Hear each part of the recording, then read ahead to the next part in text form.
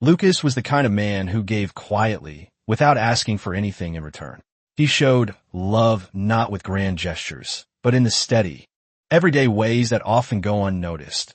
Remembering Clara's favorite kind of tea, fixing the wobbly shelf without being asked, walking Scout every night so she could rest. He told himself that being dependable was enough. That being the rock made him valuable. But deep down, a small voice often whispered, "When will someone choose you the way you choose them?" Over time, that voice turned into a dull ache. He watched Clara light up in rooms where he faded into the background.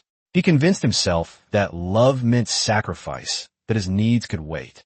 He didn't realize he was building a house of cards, one compromise at a time, until it all collapsed.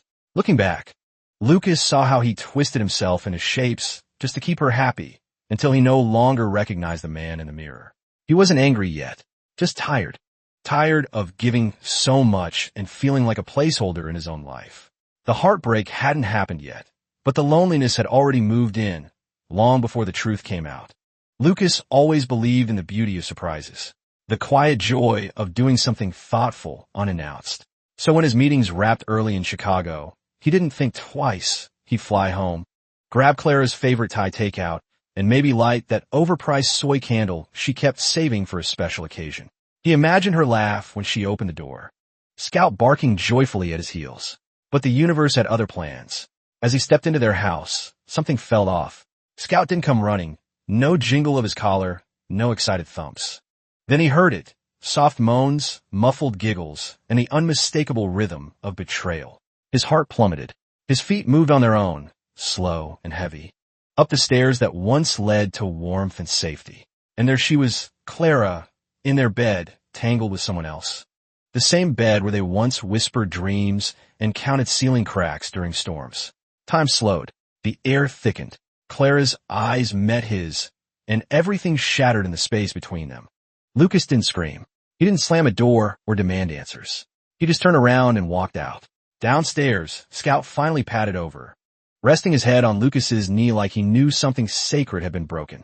In that moment, Lucas didn't feel rage, only emptiness. A kind of hollow grief that settled into his bones. The house, once filled with shared memories and future plans, now felt like a stranger space. And Lucas, standing in the ruins of what he thought was love, realized he'd been living in a beautiful lie. After Clara's betrayal, Lucas expected heartbreak. What he didn't expect was the deafening silence from the people he thought would catch him when he fell. His phone lit up with messages, not of support, but of sympathy for Clara. "She's going through a lot. Don't throw it all away over one mistake." His mother called 3 times, not to ask if he was okay, and thought, if I had been louder, messier, angrier, would they have noticed? But he wasn't. He was quiet, hurt but composed, and somehow that made people forget he was bleeding. Because losing Clara was betrayal, but being abandoned by those who should have loved him unconditionally, that felt like erasure. But it was real. He'd given so much, held so steady, and yet he was the one left shattered, alone. A fog of self-pity settled in his chest, making everything feel heavier. There were days he couldn't look in the mirror without flinching. Not because of how he looked, but because of how small he felt. How did I end up the one discarded? The real heartbreak isn't in what happens. It's in who stays silent after it does. The unraveling wasn't limited to Clara. It spread like a rot into the foundation of everything Lucas thought was solid, especially his family. When he learned that his parents had borrowed money, nearly $300,000, from Clara's father to save his dad's failing business. Not out of love or belief in their relationship, but out of quiet desperation. Suddenly, all the guilt trips made sense. His mother's tearful pleas, his father's stern reminders about not throwing everything away. They hadn't been standing by him. They were standing on him, using his life as collateral to preserve their own stability. Lucas felt hollow, like a pawn in a game he didn't know he was playing. His love life had become a business transaction, and his heartbreak, just a line item in someone else's balance sheet. The realization hit him late one night, the kind of clarity that stings. He sat on his living room floor, Scout nestled at his side, rereading the email from his father confirming the loan. "We were going to tell you eventually." Eventually? As if there was ever a good time to reveal that your loyalty was up for sale. Lucas didn't cry. He just sat there, watching Scout breathe, wondering how many more truths have been buried beneath polite smiles and, "We just want what's best for you." There was a strange comfort in resentment. The silence of those who once called him family. There was one emotion that kept him warm in the cold wake of it all. Envy, not of Clara's new boyfriend specifically, though he couldn't help but stalk the guy's social media a few times a week. The man smiled in every photo like someone who didn't yet know what kind of storm he was stepping into. No, he used to think loyalty was enough, that being the dependable one would earn him permanence. Now, he watched that illusion crumble in real time. He saw couples walking down the street holding hands and felt something bitter stir in his chest. Not hate, but a yearning so sharp it hurt. He envied their ease, their ignorance. Because now, even when someone smiled at him with interest, he found himself analyzing it, wondering what kind of mask they might be wearing. Clara had ruined more than just trust. She'd stolen his innocence, his ability to believe at face value. And the worst part? No one saw it. Everyone around him still expected the old Lucas to emerge, kind and understanding. But every new manipulation only deepened the exhaustion already thick in his bones.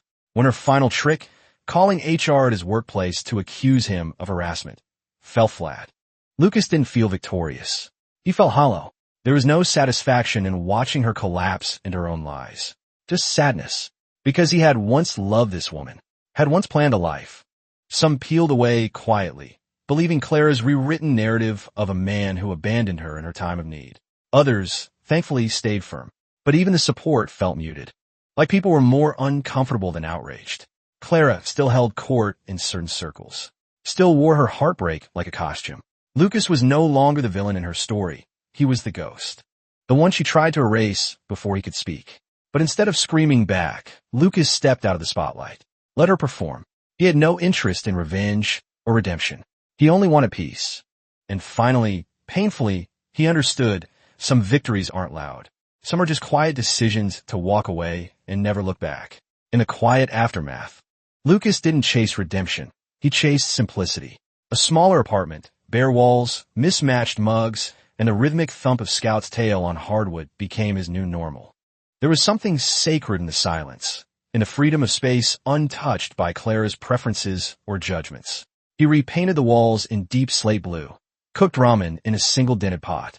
The old life. But then Scout jumped onto the bed, something Clara never allowed, and curled beside him like a warm, breathing promise. Lucas exhaled and realized this was peace, not loud or cinematic. For the first time in years, Lucas wasn't managing anyone's emotions but his own. The bitterness, once sharp, dulled into something closer to reflection. Clara's absence stopped feeling like a wound and started feeling like a door that had finally closed. And in its place, a new one opened. Not to a perfect life, but to a better one. Lucas didn't need grand victories or Instagrammable milestones. He had Scout, fresh air, and mornings that didn't start with anxiety. That, he decided, was more than enough. That was healing quiet, deliberate, and entirely his. The job offer came like a spark in the dark. Unexpected, but exactly what Lucas didn't know he needed.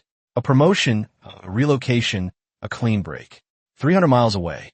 A new office was opening, and with it, the chance to rewrite his entire story. He didn't hesitate. For the first time in years, he chose something entirely for himself. Not for Clara, not to please his parents, not to preserve the illusion of stability. He packed what mattered, left the rest behind, and drove with Scout in the passenger seat. Ears perked and nose pressed against the glass like he knew change was coming. The new city was unfamiliar, busy, alive in a way Lucas hadn't felt in months.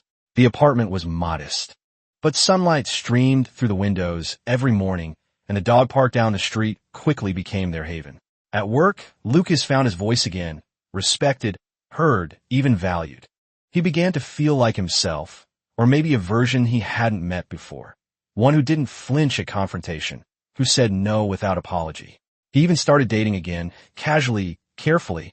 No expectations, just the quiet joy of connection without obligation. The grief still whispered some nights, but it no longer screamed. His therapist called it post-traumatic clarity, the kind that comes when you finally stop surviving and start choosing. Lucas didn't chase the old life anymore. He was too busy building a new one. brick by brick, in a city that asked nothing from him except to show up and breathe. Lucas didn't realize how much of himself he'd surrendered until he started living on his own terms. In therapy, he began to unpack years of quiet compromise, how he'd shrunk himself to keep the peace, twisted his needs into silence so others could be comfortable. With Clara, he'd mistaken control for closeness, mistaking guilt for love. But now, with each session, he learned to recognize the difference. He stopped explaining his choices, stopped asking for permission to put himself first. His new apartment became more than just a space. It was a reflection of a man reclaiming his autonomy. The walls held stories only he chose to write. Scout, always nearby, became his compass. Together, they hiked new trails every weekend, letting the wind and trees wash away the residue of the past. Lucas still had hard days. Grief doesn't leave cleanly, but they no longer defined him. The rage had softened into understanding, the heartbreak into insight. He could finally look at his reflection and see a man who wasn't broken, just rebuilding. Not who he used to be. Better. Stronger. And this time, he wasn't losing himself to anyone. He was finally found.